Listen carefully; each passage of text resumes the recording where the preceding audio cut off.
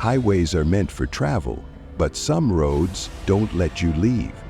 Tonight, we bring you 3 terrifying true highway horror stories from those who barely made it out alive. Have you ever driven down an empty road and felt like you weren't alone? If so, these stories might make you think twice before your next long drive. Now, turn off your lights, check your rearview mirror, and listen closely, because once you start driving down this road, there's no turning back. Story 1. The Man in the Rear View. We all glance at our rearview mirror while driving. It's a habit and instinct. But what if, one night, you looked up and saw something that shouldn't be there? It was a late-night drive on Route 97.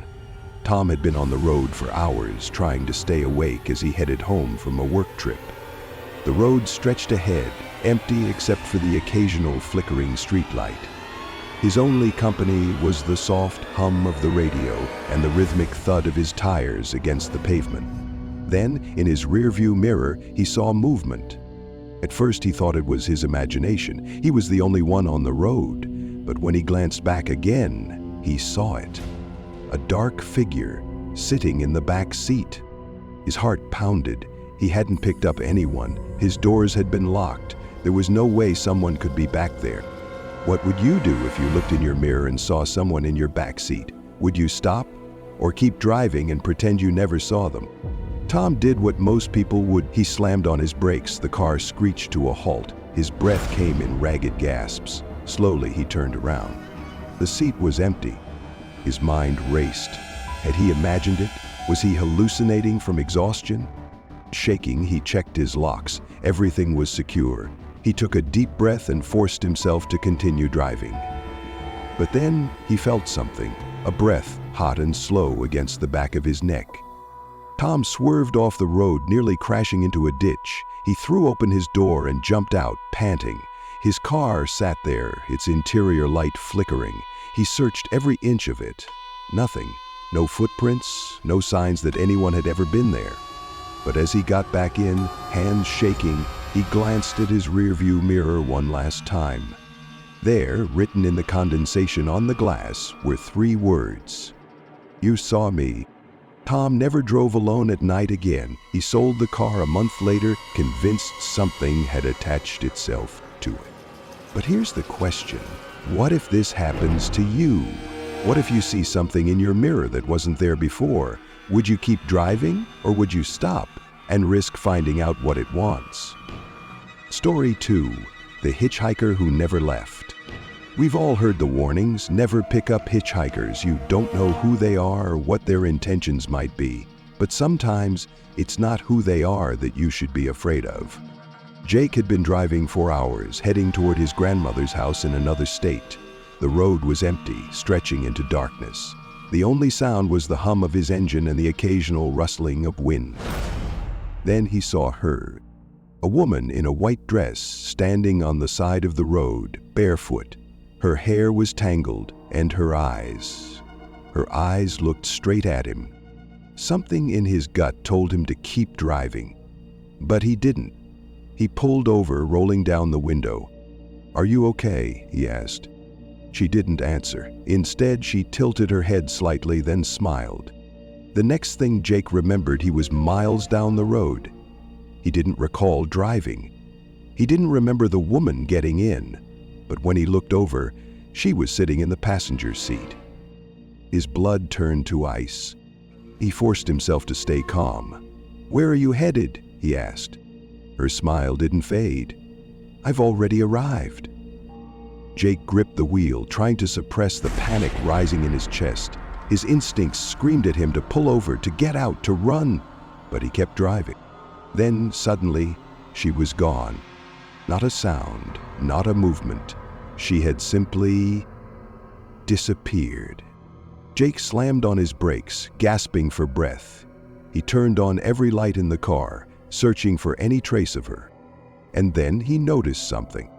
The passenger seat was wet, like someone had been sitting there, dripping. He never saw her again.